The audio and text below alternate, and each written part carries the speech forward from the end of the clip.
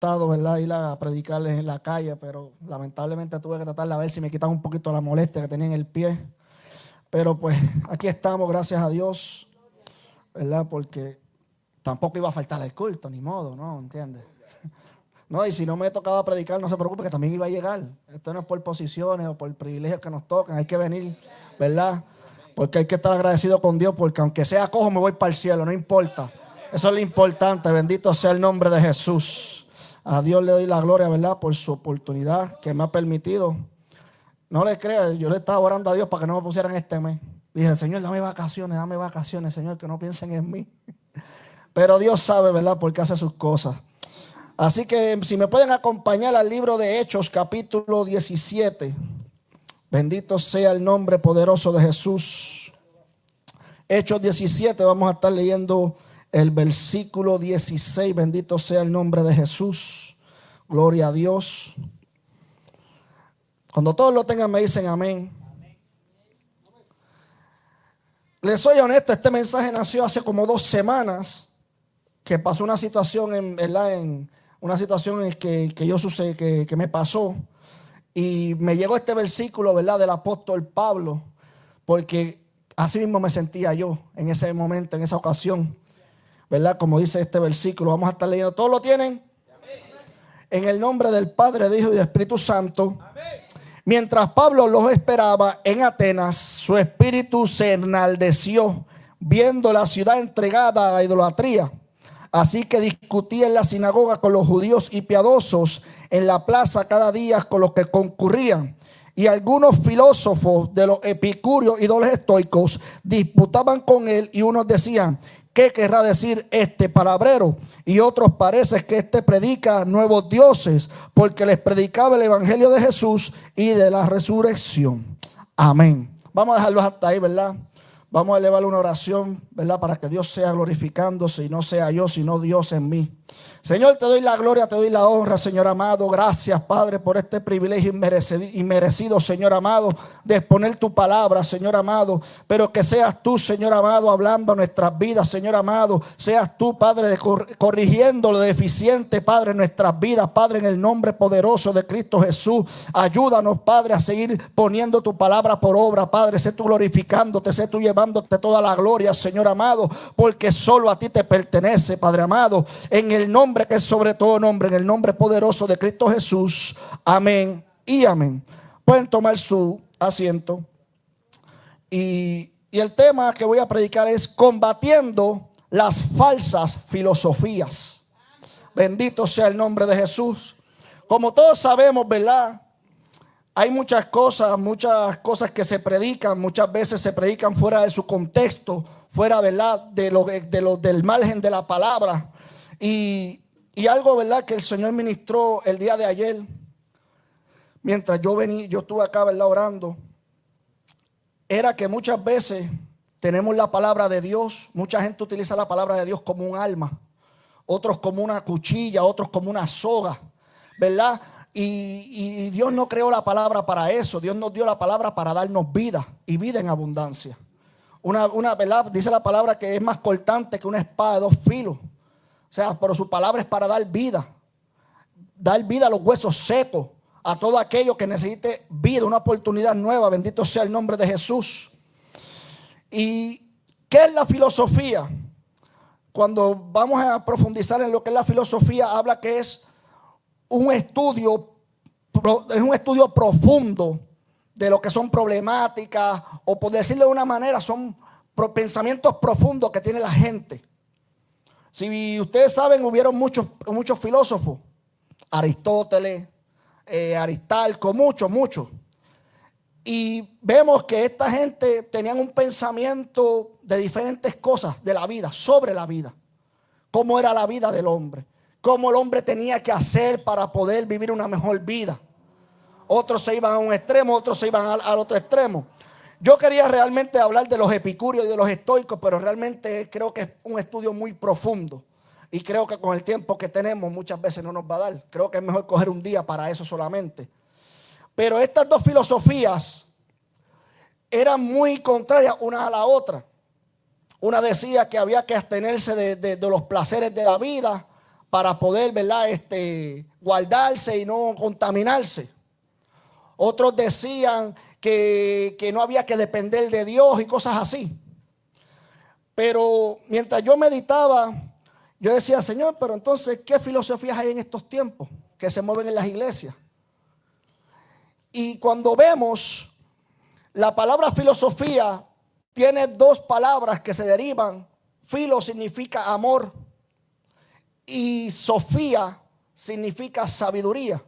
Si las conjuntan, significa amor por el pensamiento, por la sabiduría, por el conocimiento.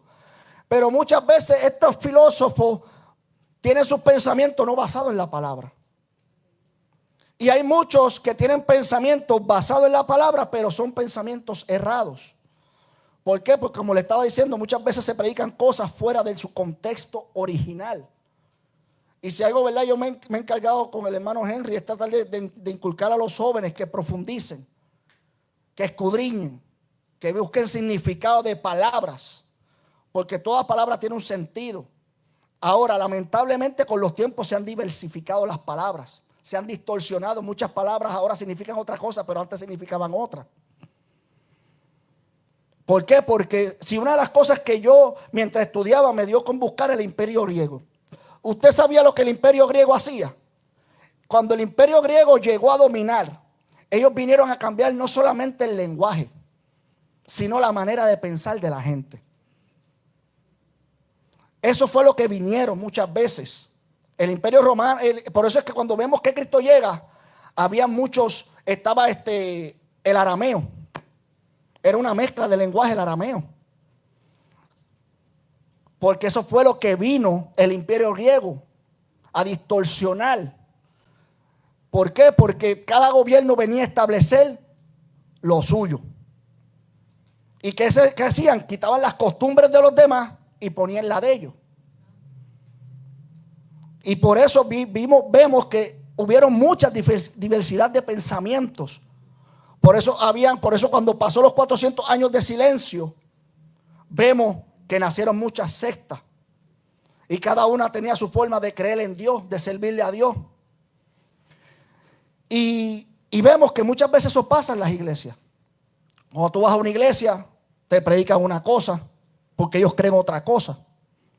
Pero cuando tú vas al estudio de la profundidad de la palabra, te das de cuenta que están errados, que no va conforme a la escritura. Y muchas veces eso pasa.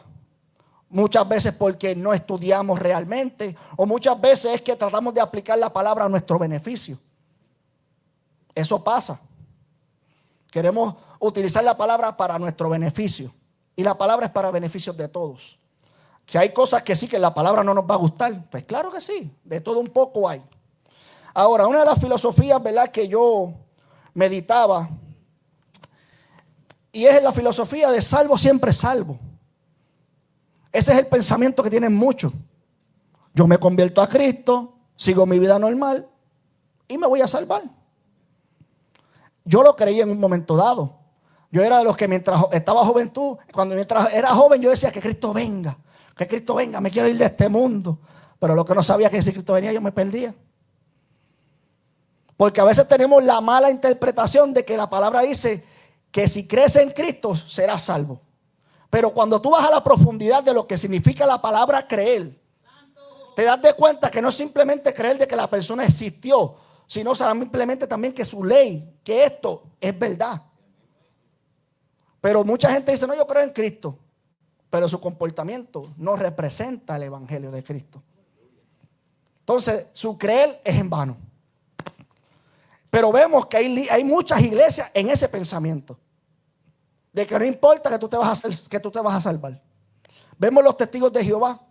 Los testigos de Jehová dicen que solamente yo no sé cuánta cantidad de personas se van a salvar. Y mi pregunta es si solamente una cantidad, ¿para qué siguen evangelizando? Si solamente una cantidad es la que se va a salvar. Ellos siguen buscando adeptos, pero dicen no, solamente hay 14,000 que supuestamente dicen en el libro de Apocalipsis que son 14,000, pero dice que son judíos, no dice que son gentiles. O sea que mira que tan errado está. Pero ellos dicen que solamente 14,000 son los que se van a salvar. Entonces, ¿para qué siguen regando su veneno? Si hay 14,000 que ellos mismos reconocen que ya hay 14,000. Ya que se cumplió los 14,000. Entonces, ¿para qué sigue regando el veneno? Por eso mismo, porque a Satanás le gusta seguir regando el veneno, el engaño. Y vemos que esta gente está errado. Vamos a Primera de Pedro, ¿verdad? Porque quiero irme por la Biblia para que entendamos qué dice la Biblia en cuanto a esto. Primera de Pedro, capítulo 4, versículos 18 y 19. Mira, vamos a leerlo desde el 17. Porque es tiempo de que el juicio comience por la casa de Dios. Y si primero comienza por vosotros, ¿cuál será el fin de aquellos que no obedecen al evangelio de Dios? Y si el justo con dificultad se salva, ¿en dónde aparecerá el impío y el pecador? De modo de los que padecen según la voluntad de Dios, encomienda sus almas al fiel Creador y hagan el bien. Pero mira lo que dice, habla de tres personas: de aquel que obedece al evangelio y de aquel que es impío, que se apartó, y el pecador.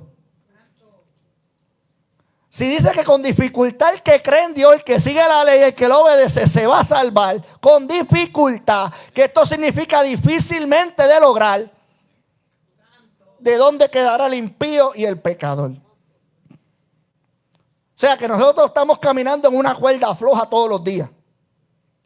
Todos los días estamos en una cuerda floja y no nos damos cuenta muchas veces. A veces nosotros como cristianos tenemos una falsa confianza de que porque creemos que estamos que estamos en el evangelio, llegamos a la iglesia, nos vamos a salvar. Yo tengo un mensaje que voy a ver si Dios me da la autorización de predicarlo, que se titula bajo el tema Perdido en la congregación. Porque así Dios un día me dijo: tú estás perdido dentro de la congregación. No voy a profundizar en el tema, voy a dejar con esas ansias. Dito sea el nombre de Jesús. Pero sí, hay gente que están perdidos dentro de la congregación. Vemos los fariseos vivían dentro del templo, no salían de allí. Pero no vivían la palabra como tal. No obedecían a la verdad de Dios, sino que utilizaban la palabra para abusar de ella. Para poner carga. Vemos que ultrajaban a las viudas cuando se supone que ellos ayudaran a las viudas. Y les quitaban los poquitos que tenían, porque utilizaban la palabra a su beneficio. Ahora, vemos que muchas de esta gente que creen en este tipo de filosofía, de pensamiento errado, mira la vida que vive.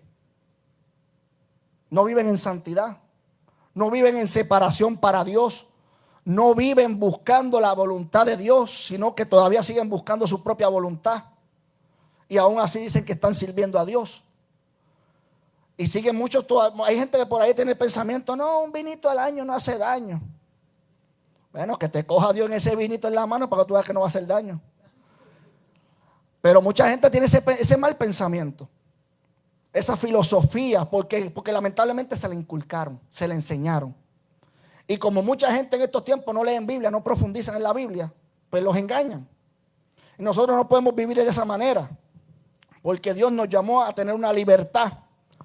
Ahora, otra filosofía que se ha metido, que también a mí me pasó esto en el mundo, es la resignación al rapto.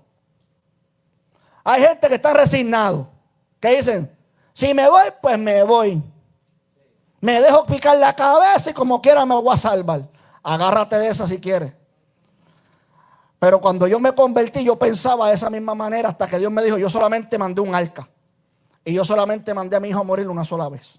Y yo solamente lo voy a mandar a buscar a mi iglesia una sola vez.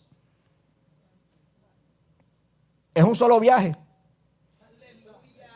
Si no compras el boleto ahora, no preparas el boleto y no lo tienes comprado a tiempo, te vas a quedar.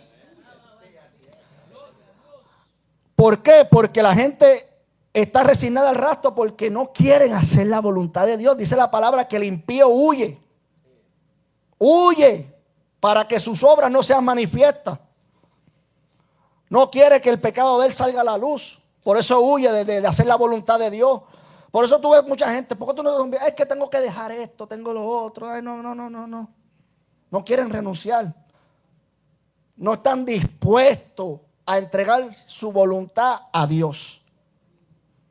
Entonces vemos que con ese pensamiento siguen en el mundo. Dicen, no, pues si viene Cristo, pues que me pique en la cabeza. Yo no lo voy a negar. Pregúntale a Pedro si no lo negó. Porque ese es el pensamiento de muchos. Muchos tienen el corazón de Pedro, pero no el de Simón. ¿Entiendes?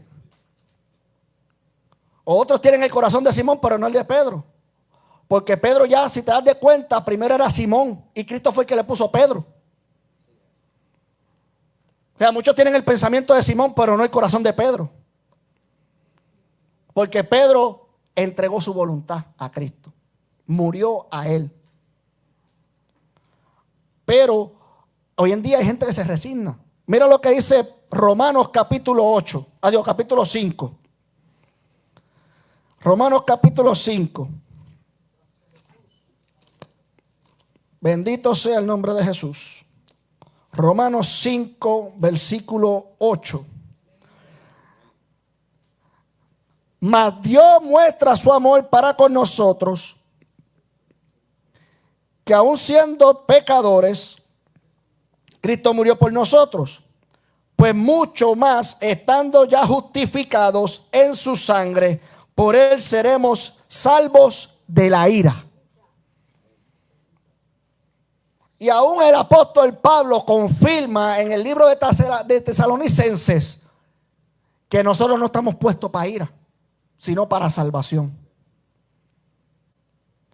Entonces, si todavía tú tienes ese pensamiento que dice, bueno, pues si me quedo que Cristo me pique en la cabeza. No. Aprovecha, compra tu boleto, prepárate, prepara las maleticas, así como le tocó a Ezequiel.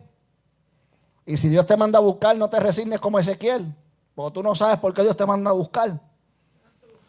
Porque Ezequiel no sabía, Dios lo estaba librando. Dios lo estaba librando porque Dios sabía que ese hombre se iba a torcer tarde o temprano. Pero muchos a veces nos resisten. Nos toca estar en un hospital. Queremos que Dios nos levante. Pero oye, pregúntale a Dios cuál es la voluntad de Él. Si que te vayas o que te quedes. Porque tú no sabes si es que tú te vas a torcer más adelante. Cuando mi mamá murió, yo me acuerdo que yo creo que yo había contado esto. Mi deseo era que Dios la sanara. Entonces yo llamé a una tía mía cristiana para que orara por ella, para que se sanara. Pero mi tía me dijo, no, pues ella se reconcilió con el Señor. Yo, pues está bien, pero enojado. Lo recibí con enojo y dije, no, pues si yo quería que la sanara. Pero cuando yo me convertí pasaron 11 años desde su muerte. Y una vez sin yo esperarlo, el Señor me dijo, me la llevé porque ella no iba a cambiar. Y yo escuché eso y dije, ¿cómo que no iba a cambiar? Y me dijo, y me trajo a la mente a mi mamá. Me dijo, me la llevé porque si yo la sanaba ella no iba a cambiar. Se iba a perder. Entonces dije, Señor, gracias porque tú conoces el futuro de todos nosotros. ¿Quién soy yo para decirte que no lo hagas? ¿Entiendes? Pero muchas veces hay enfermedades que llegan a los cristianos.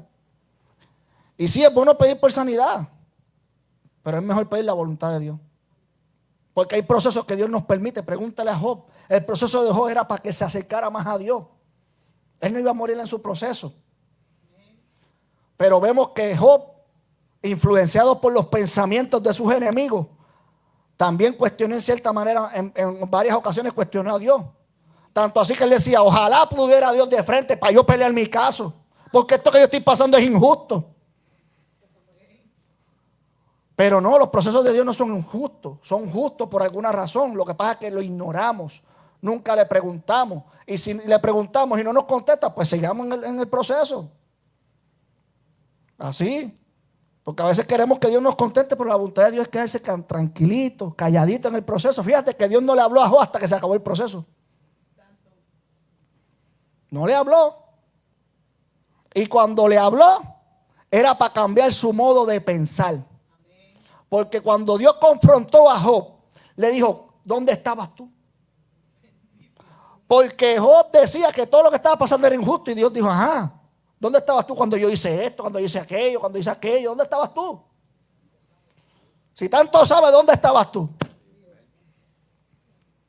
Porque muchas veces creemos saber más que Dios.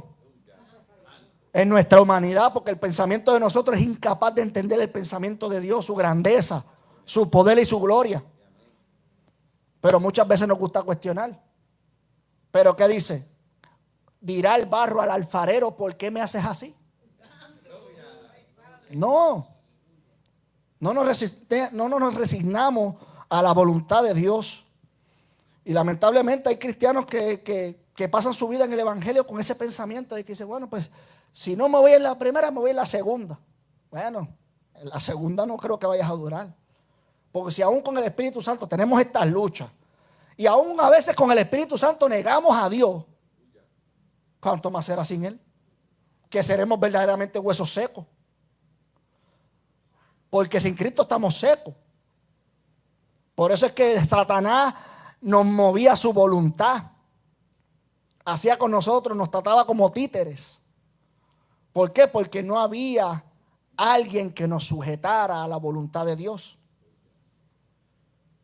Pero vemos que gracias al Espíritu Santo tenemos esa facilidad para la gloria del Señor, siempre y cuando, ¿verdad?, nos sometamos a la voluntad de Dios. Ahora, otra filosofía es que la tierra es el infierno. No sé si lo han escuchado. Los testigos de Jehová tienen esa filosofía. No, que aquí es el infierno, que aquí, que acá, que allá. Bueno, que infierno más rico, con airecito, abanico, soda fría. Si este es el infierno, yo no me quiero ir, como uno dice, ¿no? Pues aquí duermo. Pero a medida la palabra me enseña que en el infierno nadie duerme. Y que el gusano nunca morirá. Que las llamas nunca se apagarán. Si aquí no soportamos 100 grados, imagínate allá que va a estar más de 100 grados. Imagínense. Pero hay gente que considera este mundo el infierno. Y yo me quedo, wow. Bueno, pues este infierno está bueno, ¿para qué me quiero ir?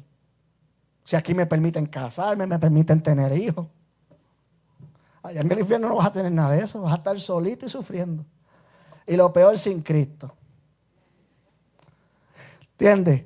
Pero lamentablemente hay gente que tiene esos pensamientos dentro y fuera de las iglesias.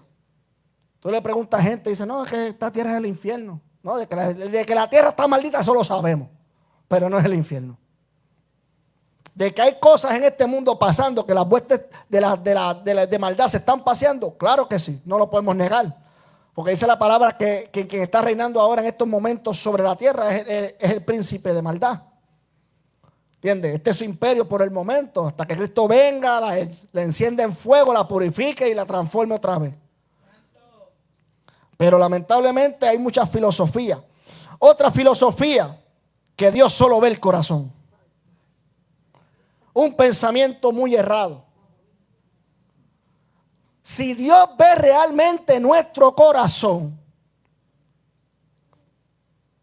imagínese sin Cristo, ¿qué es lo que Dios está viendo? Un corazón lleno de rencor, de odio, de maldad, de mucho pecado.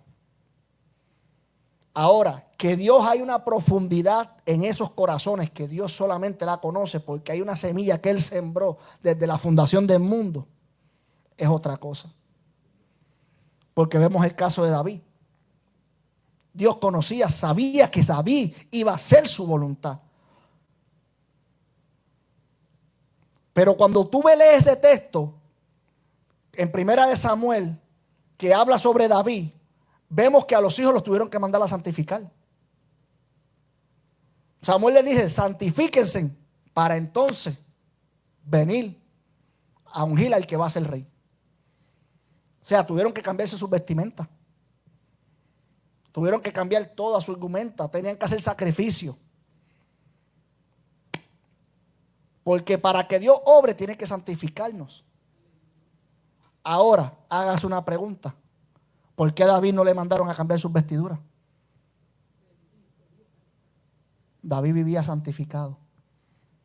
Era la diferencia entre él y sus hermanos. La vida de devoción de David era lo que lo hacía santificado delante de Dios. Por eso cuando entra David por la puerta, vemos que Dios le dice,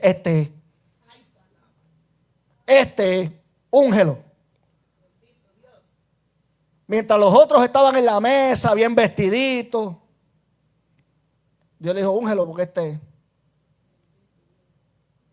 Porque David vivía una vida de santificación delante de Dios.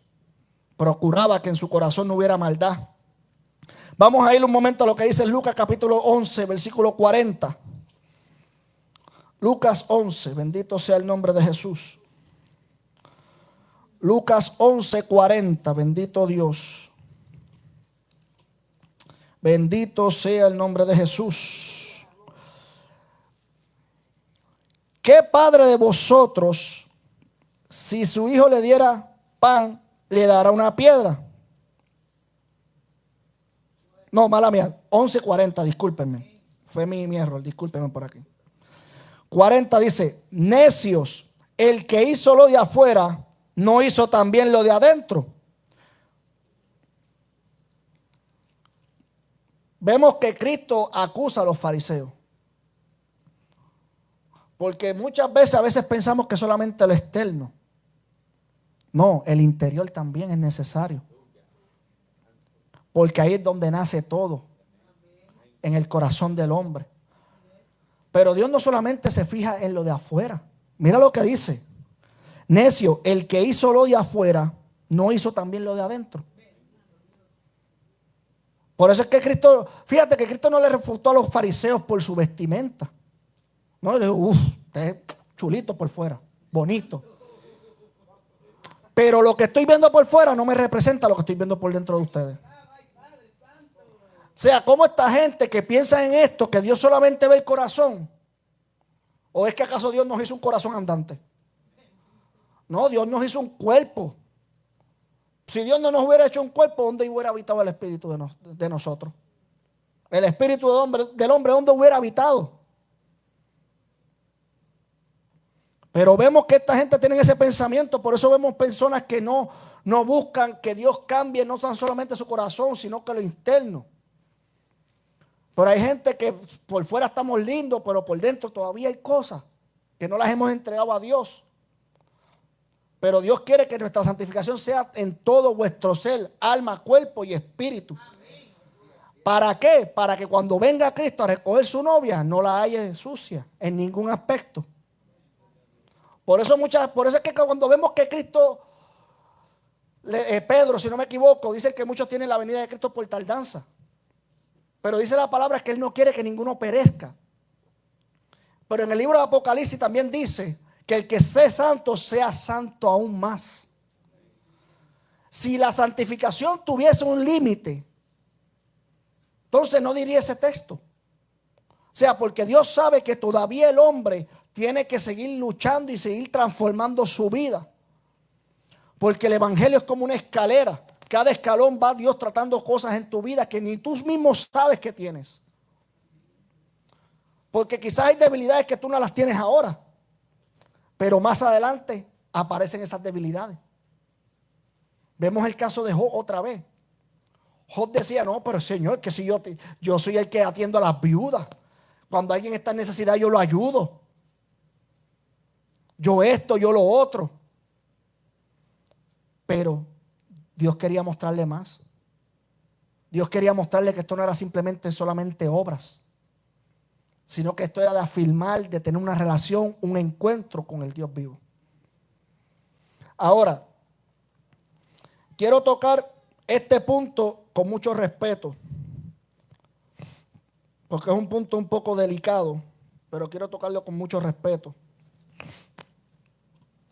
Vamos a ir un momento a Efesios 5.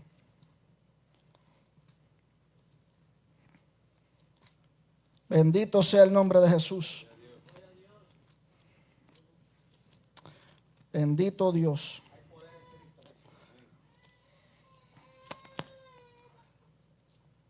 Tomen este punto como una enseñanza. No pretendo atacar a nadie. Solamente quiero que aprendamos. Es mi deber y creo que es para lo que Dios me ha puesto. Para instruir, para ayudar. Porque sabemos que todos aquí tenemos diversidad de dones. Muchos pueden entender mejor palabras que otros. Pero aquí estamos todos para crecer. Ahora, vamos a leer lo que es el versículo 21 y 33. Mira lo que dice aquí. Someteos unos a otros en el temor de Dios. las casadas estén sujetas a sus propios maridos, como al Señor, porque el marido es cabeza de la mujer, así como Cristo es cabeza de la iglesia, la cual es su cuerpo y es su Salvador. Así que como la iglesia está sujeta a Cristo, así también las casadas lo estén a sus maridos en todo.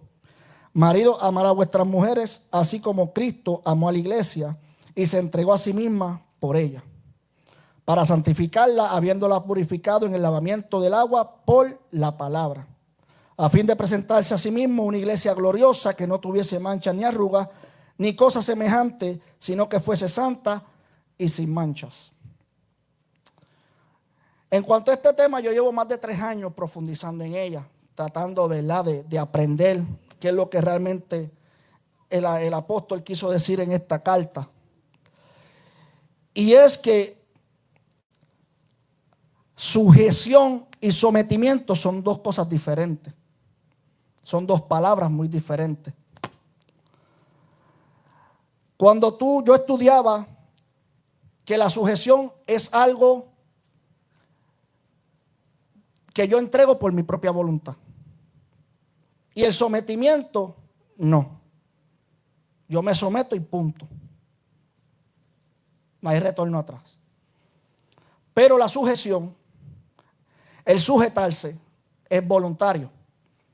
Pero para que una persona se sujete, la otra persona que busca la sujeción tiene que también tener unos requisitos. Tiene que tener unos requisitos. Si vemos en el caso, dice, las casadas estén sujetas a su propio marido como al Señor. Porque el marido es cabeza de la mujer, así como Cristo es cabeza de la iglesia, la cual es su cuerpo y él es su Salvador. Así como la iglesia está sujeta a Cristo, así también las casadas estén a sus maridos. Pero mira lo que le exige al marido. Marido, amad a vuestras mujeres, así como Cristo amó a la iglesia y se entregó a sí mismo por ella.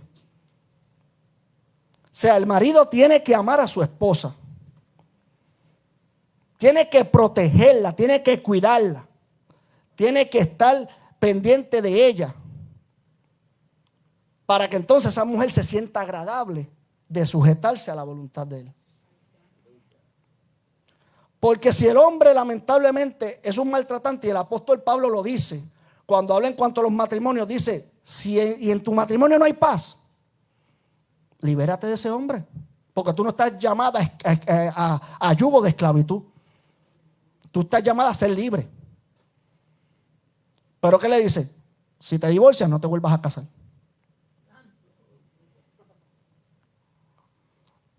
Pero para que una mujer se sienta bien, el marido tiene que cumplir unos reglamentos.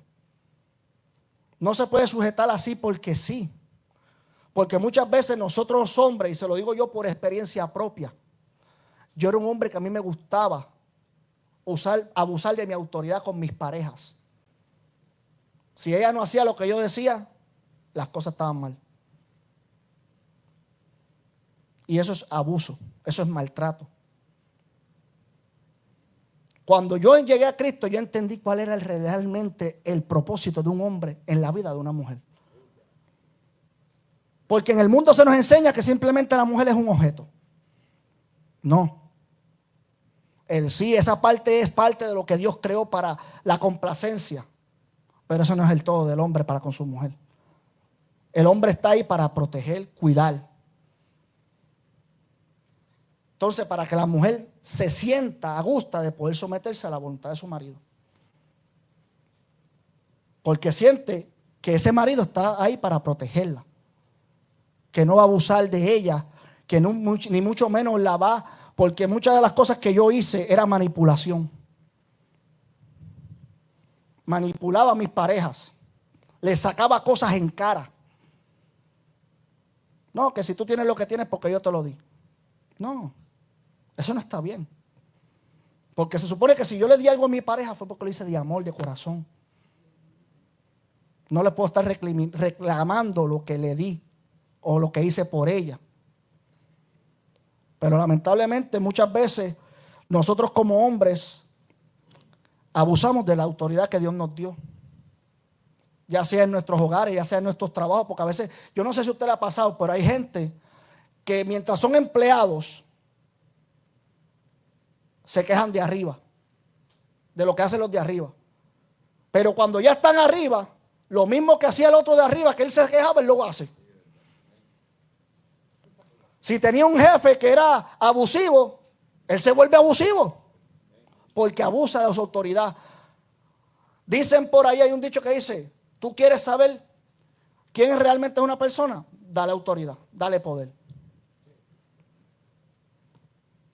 Muchas veces Dios nos da cierta autoridad y lamentablemente muchas veces abusamos de ella. Y tenemos que tener mucho cuidado. El Señor me ministraba que muchas veces somos homicidas. Porque a veces pensamos que el homicida es el que está matando a gente afuera. No. Como les dije, muchas veces podemos utilizar la palabra de Dios y matar gente. Con una palabra tú matas gente. Muchas veces decimos, no, que las palabras se las lleva el viento. No, las palabras no se las lleva el viento, se las llevan al corazón. Gente viviendo lastimadas. Gente que vienen del mundo lastimadas, ya sea por sus padres, por quien sea. Y nosotros como iglesia, en vez de restaurar esos corazones, muchas veces lastimamos más. Y tenemos que tener mucho cuidado cómo utilizamos la palabra, porque les dije, la palabra es para dar vida, no para dar muerte. Y si vamos a dar algo muerte, vamos a darle muerte a la carne, a las obras de la carne en nuestra vida. Pero darle vida al espíritu del hombre que está muerto dentro de él, que está sujeto a todos esos malos deseos. ¿Entiendes? Sí, hay que sujetarse, pero como les dije, a las personas tienen que tener un requisito. Ahora, cuando habla de sometimiento, si nos damos de cuenta, siempre se refiere a Dios. Mira lo que dice, someteos unos a otros en el temor de Dios. O sea, está diciendo, todos los que estamos aquí tenemos que someternos al temor de Dios. Pero mucha gente a veces solamente usa una parte del texto, como lo hacen con el libro de Santiago, cuando dicen, el diablo huirá de vosotros. Ajá, ¿y qué dice al principio? Someteos pues a Dios para que entonces él huya de nosotros. Pero decimos, no, que el diablo huye de mí. Ajá, ¿y tú te estás sometiendo?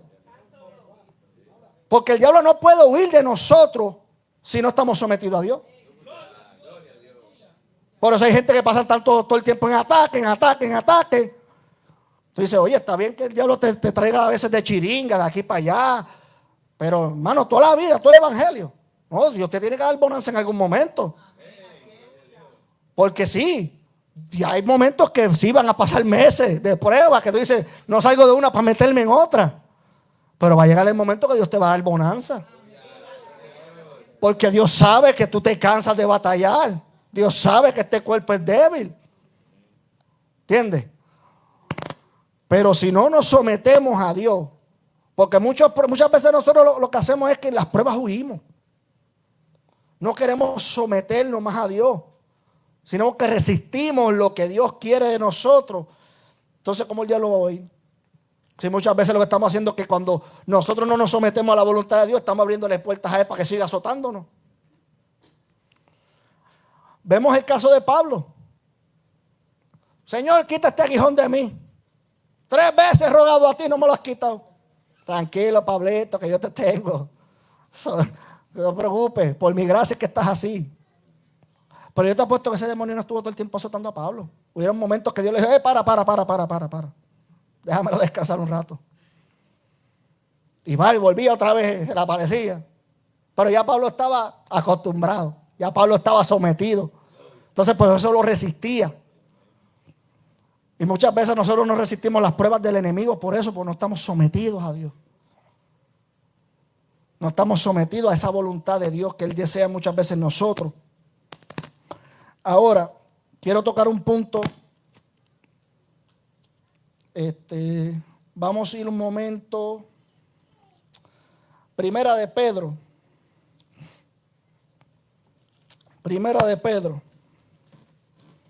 Como dije, quiero tocar esto con mucho cuidado. Simplemente quiero que aprendamos, así como yo estoy aprendiendo. Porque toda la palabra es para aprender. Es un aprendizaje, cada palabra, cada cosa que Dios nos da. Es un aprendizaje. Primera de Pedro, capítulo 5. Bendito Dios, espérate, se me pasó. Bendito Dios. Ok. Capítulo 5, vamos a estar leyendo del 1 al 6. Ruego a los ancianos que están entre vosotros, yo anciano también con ellos y testigo de los padecimientos de Cristo, que soy también participante de la gloria que será revelada, apacentad la grey de Dios que está entre vosotros, cuidando de ella, no por fuerza, sino voluntariamente, no por ganancias deshonestas, sino con ánimo pronto, no como teniendo señorío sobre los que están a vuestro cuidado, sino siendo ejemplo de la grey. Y cuando aparezca el príncipe de los pastores, vosotros recibiréis la corona incorruptible de la gloria. Igualmente, jóvenes, está sujeto a los ancianos, y todos sumisos unos a otros, revestidos de humildad, porque Dios resiste a los soberbios y da gracia a los humildes. Humillados pues bajo la poderosa mano de Dios, para que Él os exalte cuando fuere tiempo. Y por ahí vemos que el apóstol Pedro sigue. Ahora, aquí todos, de una manera u otra, somos pastores. Obviamente más los que tienen familia, porque yo no tengo. Pero todos son pastores en su propia casa. Ustedes son líderes en su casa. Es responsabilidad de ustedes cuidar su hogar. Es responsabilidad de ustedes cuidar lo que Dios le ha dado en sus manos. Como dice, no por señorío, ni por la fuerza, sino todo voluntariamente. Cuando Dios nos entrega un cargo, está de nosotros aceptarlo. Cuando Dios nos ofrece una responsabilidad, está de nosotros aceptarlo. Dios muchas veces no nos obliga. Si tú no quieres, pues Él levanta a otro. Porque Dios gente de más tiene. Nosotros somos reemplazables en cualquier momento. Si no, pregúntaselo a Judas, que después de que se ahorcó, ya tenían un reemplazo para él. Ahí no se detuvo la obra de Dios, porque ¡ay, que se ahorcó Judas! No. Dios tiene otro. Dios siempre va a tener un reemplazo. Si no, pregúntaselo a Saúl, que también tuvo un reemplazo para su reinado. Pregúntaselo a David también, que dijo, no, tu hijo Salomón reinará en cuestión tuya. Entonces, pero vemos que verdad que la palabra de Dios enseña que para sujetarnos, ya sea un pastor o algo, la persona tiene que tener requisitos. Tiene que ser amable, dice la palabra. No voy a traer todos los textos porque en verdad no me va a dar el tiempo. Ya se me está yendo el tiempo, tengo muchos textos ahí. Pero dice la palabra que tiene que ser amable, no pendenciero, no dado al vino, esposo de una sola mujer. Que los hijos sean creyentes, no rebeldes. Y son cosas, son requisitos que si nos vamos a la palabra, ninguno de nosotros los cualificamos. Ninguno. Yo no cualifico como evangelista. Hay cosas en mi vida que yo no cualificaría. Ni siquiera para estar parado en la puerta. Si nos vamos a la palabra. Porque aún para los diáconos hay exigencia. Si nos vamos bajo la palabra, nadie. Estamos excluidos.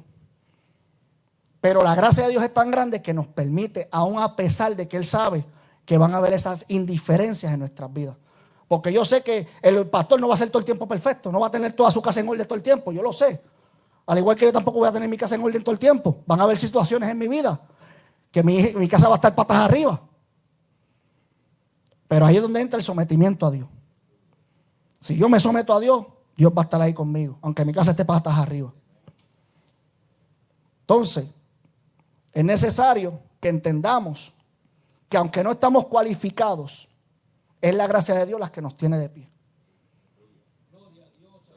Por eso es necesario, sí, sujetarnos, claro que sí. Siempre y cuando veamos el ejemplo de lo que Dios exige en su palabra. Como yo les dije, si una persona, hermano, hay que ser sincero. Si a mí me maltratan, yo les puedo decir a mí, yo puedo soportar el maltrato un tiempo, pero va a llegar el tiempo que uno se cansa. Porque Dios va a llegar el tiempo que se va a cansar de este mundo y va a cortarlo. Si Dios se cansa, que es el Dios todopoderoso, Dios de amor, Dios de misericordia, nosotros que estamos en esta carne, ¿cuánto más nos cansamos? Si Dios se cansa de que el hombre le esté dando la espalda, de que el hombre lo esté humillando, de que el hombre esté blasfemando su nombre, si Dios se va a cansar de eso, ¿Cuándo nosotros no más nos vamos a cansar que somos seres humanos? Cuando uno se cansa de los trabajos también, yo me canso de los trabajos. ¿Por qué? Porque uno ve injusticia en los trabajos. Y Dios no nos llamó a estar en un yugo de esclavitud todo el tiempo, toda la vida.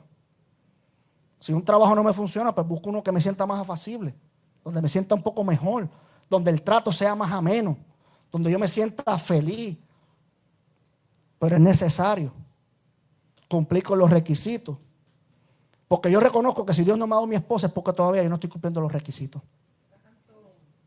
Porque Dios no me va a entregar una esposa para que yo la maltrate o para que yo... No, Dios tiene que primero tratar conmigo, quitar eso de mí, moldearle esa área y poco a poco entonces me dará lo que tengo.